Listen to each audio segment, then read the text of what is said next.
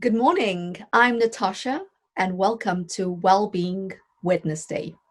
So, today we're talking personal power, what it is, and how to use personal power to achieve your goals. Now, personal power is not about controlling others, it's about your own mindset.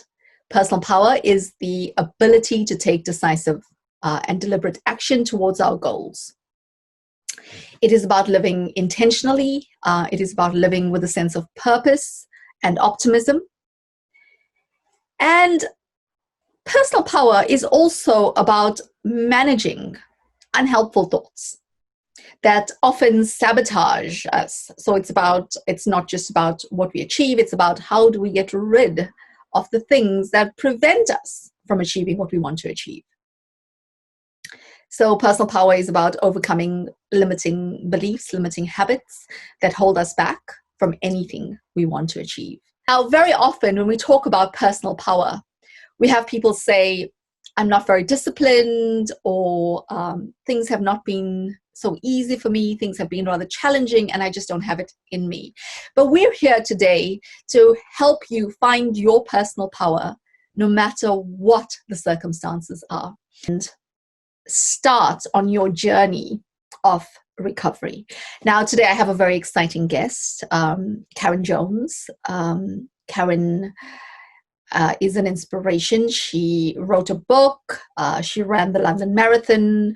At the age of 47, she decided to participate in a bikini fitness competition and trained without access to a gym. So she trained at home and outdoors to achieve the body for the bikini body competition. So Karen's an inspiration, and she'll be joining me. So today what we're looking at is learning from Karen, listening to her story, and then drawing inspiration from Karen on how to find your personal power. So we are so excited to have you, Karen. Thank you for joining us today, and I'd love for you to tell us about yourself. Oh, well, thank you for having me. It's been really nice that you reached out and made contact, and we were able to do this today, so thank you. My journey started, I suppose, when I was 16. I had a child, I had a baby when I was 16 years old. That's when I put on the most weight, I would say, in my life. I'd put on 4 stone, so I went from a size 10 to a size 16 at the age of 16. I did lose that excess weight very quickly by literally starving myself, living on just black coffee, cigarettes and very little food. And what I realised was that was such an unhealthy, way to do it, not only mentally, but within my body too. I tried many things over the years to try and, get my perfect weight, and nothing really worked for me until I reached 36 after my last child was born, and I took up running to overcome postnatal depression. I trained to run in the London Marathon. I signed myself up to run that. And I found that not only did it help me to overcome the depression, but for the first time in my life, with a combination of exercise and healthy eating, it was the only thing that had ever worked for me long term to lose excess weight healthily and to keep it off. What I'd love to understand is how you made that decision and came from experiencing symptoms of postnatal depression to deciding that you were going to start running.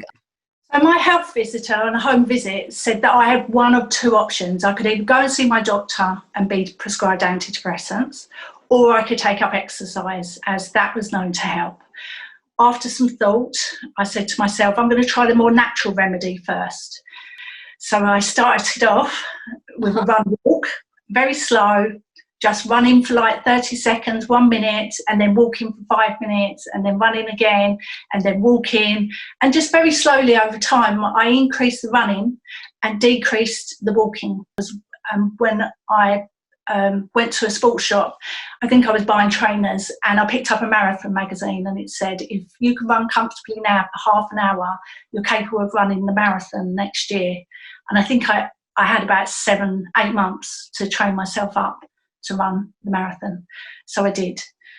But that's where my love of fitness came from. You know, I didn't love it to start off with, but it was once I saw the benefits of the fitness, not only on my mental health, but the way that it made me feel inside and the way that it made me look.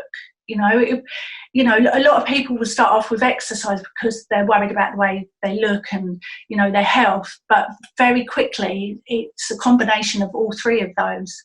And then it also made me look at what I was actually eating and what I was putting into my body. So it just you know, expanded massively on my awareness to get myself to a really healthy place. And Karen, when you started, you know, before you could see the benefits, before, how did you motivate yourself to get up and go for that run every day? What's the secret behind that? I think that you've got a choice. You either stay where you are and feel down, or you choose to work, you know, put some effort into the way that you are. One of the biggest secrets in life is to get energy, you need to spend energy. So the more you sit around feeling sorry for yourself, the more you're going to feel like that. And the more you get yourself up, out, dressed, run. You know, some days I just literally just put on my jogging stuff and then brush my teeth and off I went, because I had a young child, so I didn't have that much time, and I would rely on other people to look after my child. So, and sometimes when I trained for the marathon, I went really early in the morning before my family was up. So yeah. So what's the one bit of advice that you'd give to somebody who's just starting out on a fitness regime to keep going? Achievable chunks. You know, if you've only got 15 minutes, you've only got 15 minutes, but you can do a lot in 15 minutes. And, you know, just schedule in exercise, because you'll always find something else that's more important to do. But that's not putting yourself first. See, once I started looking after myself, then I realised that I'd always taken care of everyone else's needs, but I'd not looked after myself and I'd not put my needs first. So I think that when you do start off with fitness, you schedule it in and you make it happen, even if it is just 15 minutes, because those 15 minutes over a period of days adds up to hours. And then, you know, slowly find the time. If you have to get up at 6 o'clock in the morning to go out for a run, then do that. If it's 6 o'clock at night, do that. Schedule it in, make the time. On average, people watch TV for 3 hours a day. Just give up one of those hours and do fitness. You know, you've brought up a very important point. Self-care is never selfish. No, definitely not. But I used to think that it was. And then So as a mom, if you're happy and healthy, you have more to offer your kids. Yeah, I found I then had more energy to run around after my 3 children. So, you know, the benefits, you reap the benefits. The more you put in, the more you get out. And, you know, I also recognised I wasn't in a good marriage at the time as well. So I realised that I wasn't being treated right. So it helped me as well to where I'd tried to leave the marriage in the past. It gave me the strength, the recognition and the strength to leave that toxic environment. Right. And you know, you left a marriage and then you started a fitness career as well. So when did tell us about the marriage, tell us about the fitness career, and tell us about the bikini competition, because that really, you know, when we think about a bikini body competition, we think, wow, the courage and confidence to do that, that's incredible. And you did it, you know, after having kids, after after having gone through a messy marriage, and you achieved it. Yeah, I think I was a stay-at-home mum for 16 years, so I had to choose a career pretty quickly that was going to work around my children. And I recognised that if I'd done that for myself as a mother, imagine me trying to help other mothers feel good about themselves and teaching them all the things that I'd learned. So I decided that I'd become a fitness trainer. I'd work with mums and they would only want me during the school times when the children were at school, and then they wouldn't want me at the weekends because their family was at home, and that was the same that I needed too. So very quickly I realised that that was going to work really well around my children.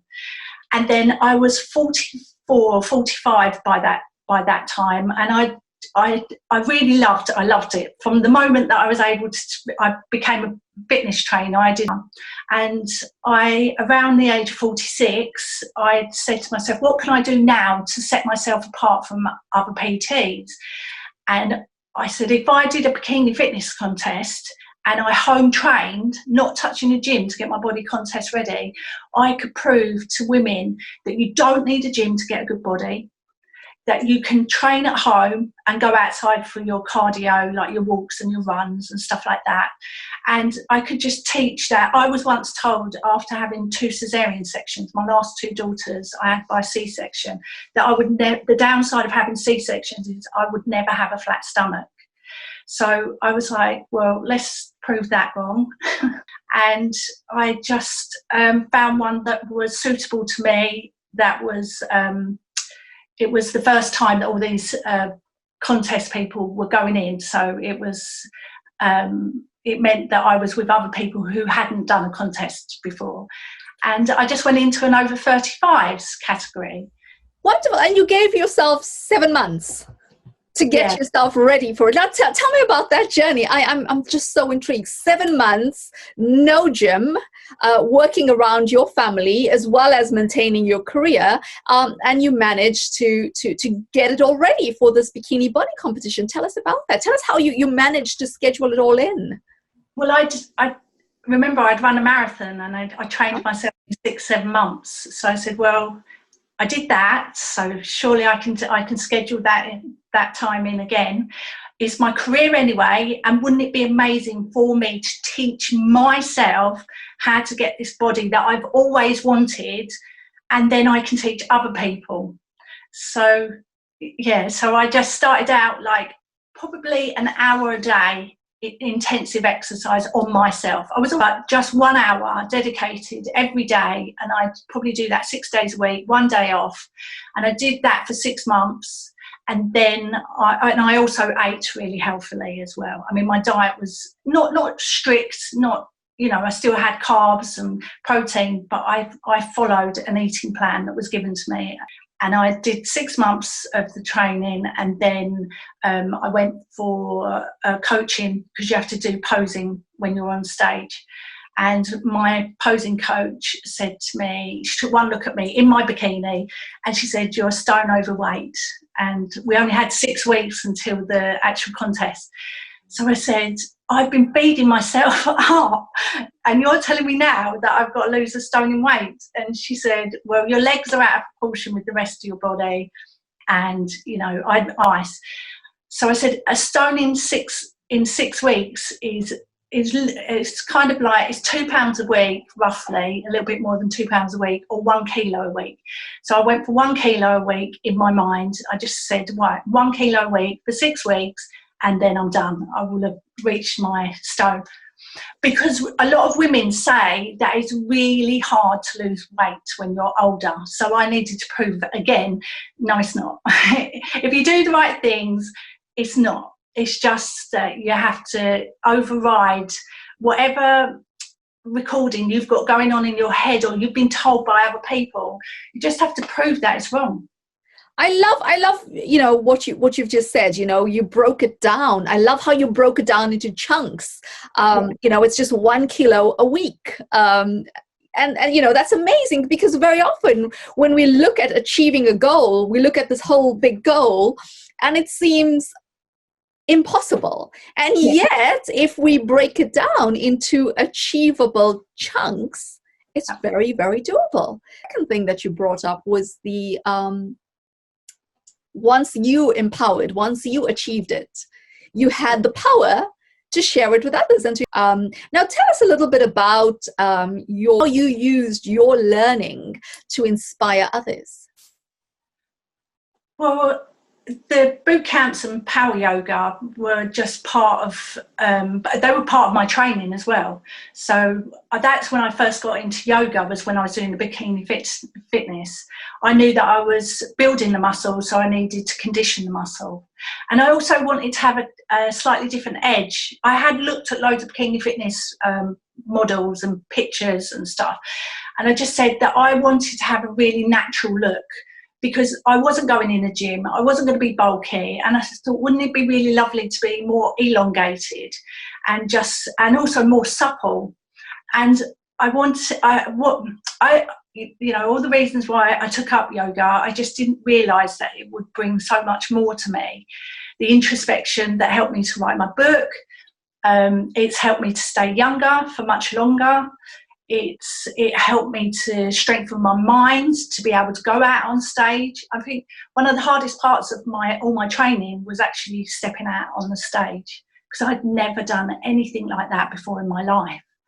But I just knew that it was part of my stepping stone to be able to go on to do public speaking. Okay. I love your attitude. I love your mindset, how you look at challenges, you break it down and you see how they fit into the whole picture, in order for you to achieve that great plan. Because really that's what personal power is about. It's about our vision for that big plan, and how do we break it down into achievable chunks so that we can accomplish the big goal. So, for somebody who's starting out, who probably just wants to get that healthy body, or to go out and do public speaking, or write that book, because you decided to write a book and you did it in 3 months. So what advice would you give to somebody just starting out, who has this idea of a goal they want to achieve? Start with a smaller goal. I think that if you start off small, then you gain confidence. Mm-hmm. But where I've thrown myself, it's not one size fits all. So what worked for me was actually having such big goals that I just made that choice and that decision that I was going to make that happen. And then I worked backwards. So I said, that's my goal. That's where I'm headed. What do I now need to do? And I think once you make that decision, all the right people came into my life to make those things happen. When I decided I was going to get a divorce, I didn't know where I was going to get help from, who was going to help me. But very quickly, the universe opened up, all the right people, all the right things started happening for me. And it kind of happened where I'd spent years and years worrying about how was I going to do that. I didn't. I just knew that that's what needed to be done. And I took with the marathon, it's one step will take you towards your 26.2 mile goal. I knew that each day would take me closer to my freedom. So because of running the marathon, I think that just put me in really good stead to know that whatever your goal is, you just have to take the steps or the days to reach that goal. And as soon as you've taken that decision and have focus, it's almost as if, exactly as you said, as if the universe opens up to help you achieve. So it's about focus and determination, basically deciding what you want. So unless you can see it in your mind and you can visualize that that's where you're going, it won't happen. Because if you say I can't do it, then you can't do it. You say, I can do it and I will do it and I will find a way to do it and I will overcome every obstacle. Because I've always said, if giving up is not an option, you will always find a way. Now, well, how do you start that visualization process? How can you give us a few tips on how to just get started? I think where I was stuck in a very unhappy place for such a long time, I talk about happiness and love so much, but where I was stuck in a very unhappy place for a long time, once I was free, I was just like, right, what's all the things that I'd really like to do? And then all of a sudden, things came to me. It's like one path opens up to another path. So things just come to you. Like, you don't always have to know exactly what you want to do. It's kind of like look after yourself and make sure that you're happy and make sure you're full of love, and then things will come to you, and stuff that you maybe wanted to do from a child will come to you, and you'll just think, right, I'm ready for that now. I can do this. I'm gonna make it happen. So it's about being open. It's about being open to new experiences. Yes, definitely. Yeah. And you know, you've achieved so much. You've done so many inspiring things. How would you define personal power from everything that you've learned, from coming from the difficult situation to now being where you're at? What would you say personal power is? Determination and having a mindset of unstoppable. Just that you self-motivate yourself. You don't rely on anybody else. I decided I was going to be my own hero. I didn't need anybody else to save me. And my life was 100% my responsibility. Once I started taking care of my health and wellness, then everything else just opened up to me. And what would you say personal power is? How would you define personal power? It's the fire within. It's the love that you have for your life. I designed a life that I love, and I'm continually doing that. So I think because I'm designing a life that I love, that's where the outside is coming to me, because my inside is right. I'm coming from a place of love, and I love life. I love my life now. So, and for a long time, I was very much on my own. I recovered from the toxic relationship that I was in. I researched and found out all about that. And then I help in a group that helps other women survive toxic relationships. And, you know, I rise by helping others. So I love helping others. It gives me, you know, so much happiness to help someone else go through, you know, to find a quicker way for them to get out of what they're in. So once you overcame your challenges, you were able to just almost spontaneously inspire others to actually help overcome theirs.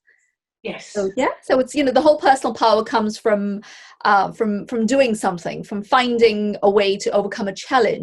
Now tell us, where do you go from here? Tell us about what you're doing, what your future plans are. What's your next challenge? Well, I'm doing the 28-day reset masterclass with a really lovely lady from America that I met doing a talk in Newcastle, and she had written a book called How to Leave an Arsehole. Now, it's not gender specific, but she wrote about me in her book. So when it came to fitness, because she very much believed, she said that I was part of her recovery. Mm-hmm. Both overcome toxic relationships. So why don't we help other women to get out of that relationship? Not only to get out of the relationship, but to get yourself on a healthy, like partly health, but also your mindset as well, and just teach other women how to, you know, get through as quickly as possible. Because it took, you know, I think that I did it pretty quickly, but I'd love to help someone else come through that even quicker. Because it's when you don't know what to do, you know, you've been in a relationship or a marriage for however long, you lose yourself. You lose your self-confidence, your self-esteem. You don't know who you are anymore. So it's like, right, I need to find myself again. So the secret is finding yourself, and that's just it. That's what your mission now is, helping other women find themselves, and finding yourself, you discover your personal power that you can then go on to share with others, and it becomes sort of a circle of inspiration, because as we overcome, we can inspire others to do the same. Yeah, exactly that. It feels so good. Thank you, Karen. Thank you for inspiring us. Thank you for sharing your story. So what can we learn from Karen? What are the steps required to find your personal power? I think number one is decide on what your goal is. Decide on what you want. So I think that's an important one in terms of any journey. The first step is to deciding where you want to go. Even if it's a big, audacious goal, just decide where you want to go to. The second step is chunking, breaking that big goal into smaller, achievable steps. And then step 3 is implementation. Implementing, doing those little things every day that makes the difference. So we're excited to have Karen join us today. There will be a blog as well as a few articles following on from this webinar. I'm excited to have had Karen join us. I'm excited to have covered this topic, and I'm excited to see where this takes us in terms of finding personal power and sharing our learning and sharing the inspiration and sharing the changes we've made with others. So we'd love to hear from you. If you have a story where you have overcome a challenge and you'd like to share with us, please do contact via email, leave comments on the various social platforms that is this blog, and we'd love to hear from you. We'd love to speak to you.